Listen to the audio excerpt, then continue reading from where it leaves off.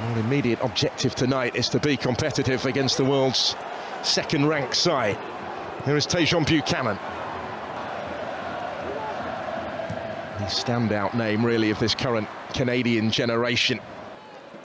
Here is Buchanan in some space, seeing plenty of it early on.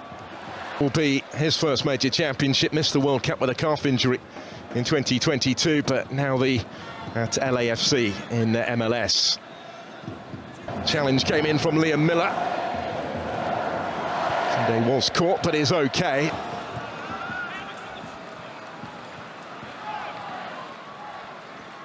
There is Upamecano to Koundé.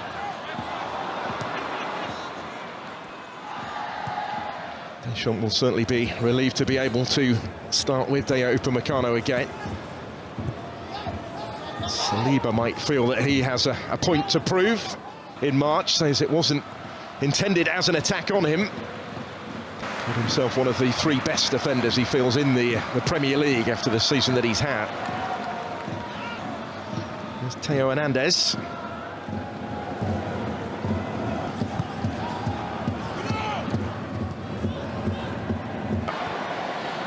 Oh, that he loves to foray forward from fullback.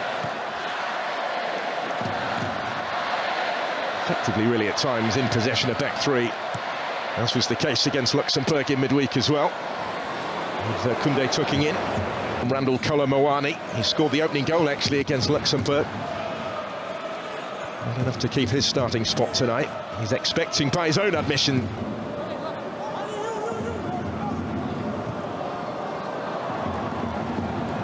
more height really than distance on the clearance from William Saliba. He's done really well here, Ousmane Dembélé.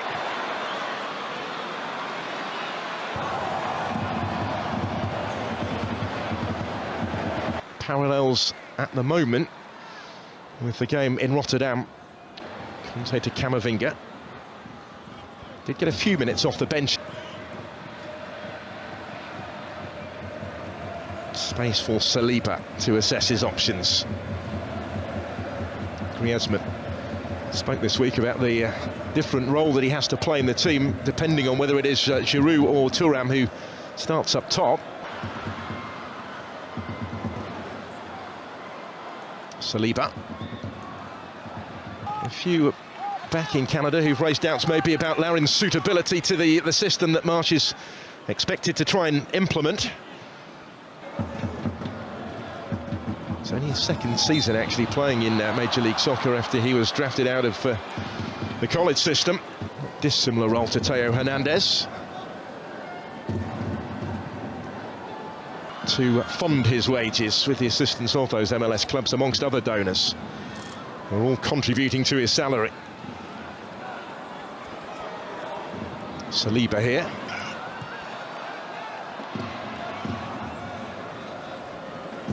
There's Saliba. 15th cap in total for William Saliba tonight. Having been part of the last French team to win it as a player in 2000.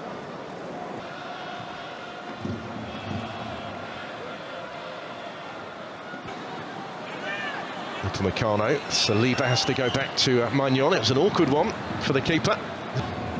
There's Johnston. David was his target, almost came for Kyle Larin instead. Koundé cut it out first and cleared.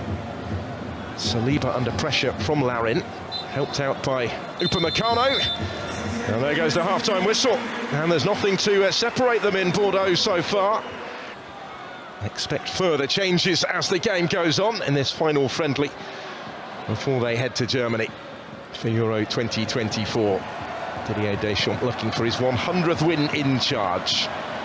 The first in French history to reach such a significant landmark if his team can go on and find a way in this second period. Canada will certainly be wary of what happened against Netherlands. That was also 0-0 at half-time. They proceeded to concede 3 goals in the space of 13 minutes early in the second period before Virgil van Dijk made it 4 before the finish. Well, both sides now have struck that same crossbar. Thuram did so for France early in the game in the first half. And now Liam Miller, who scored 5 times for Preston in England's championship in the season just finished. Doesn't quite open up for a Saito goal. Dakio and does so, finds Camavinga. Saliba to Mendy. Canada can sustain the intensity longer than they managed in his first match.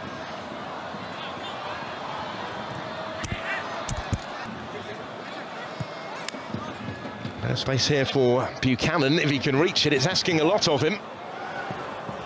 It's a really valiant attempt to keep that in.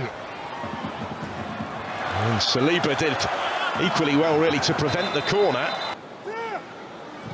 Well, Kone again, it's into a really awkward area. Well defended by Saliba, under pressure. Are in the record score at the age of 29. It is a youthful team with promise and potential for the future. They have that World Cup to come, so they will co-host with the USA in Mexico. They actually started together, those two at centre-back.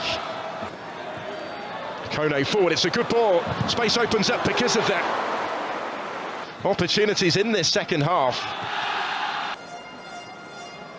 Certainly one of their more experienced campaigners. His 72nd cap, 12th season at his hometown side, Toronto.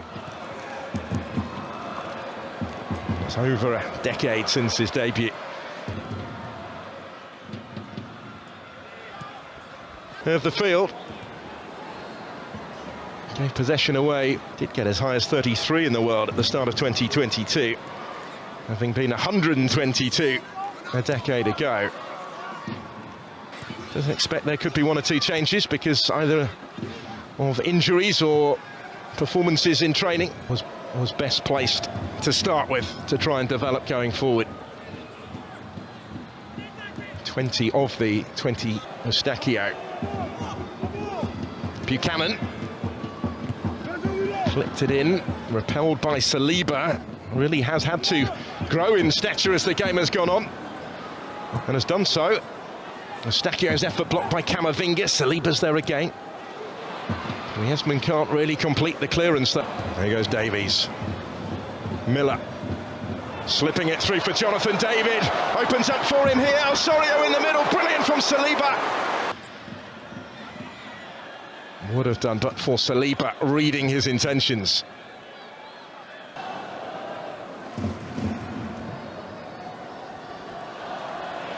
Crepo clears it, and Canada get the free kick. But again, chances missed. That was a recurring theme for them at the World Cup. Bradley Barcola to Ferland Mendy. Camavinga. Ball kept in play by Ferland Mendy. Do have VAR tonight, they'll be having a look at that. Haven't had too much to do otherwise, those in the booth.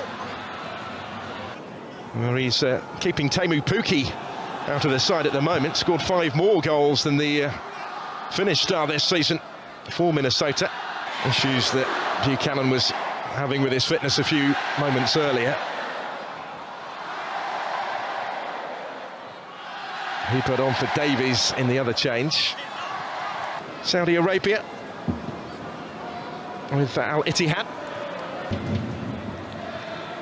Euro 2024 will be his 4th since the defeat against Tunisia at the World Cup. And he made his debut in March of last year against Honduras. He's had to wait until tonight for his 2nd cap.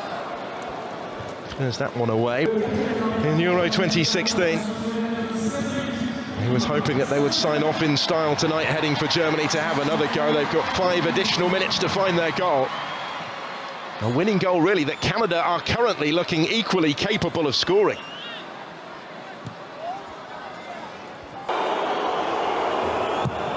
His failure to take that opportunity, though, lends further weight to the argument that this is the new head of performance for Canada, although the coaching staff only confirmed very close now to repeating that trick.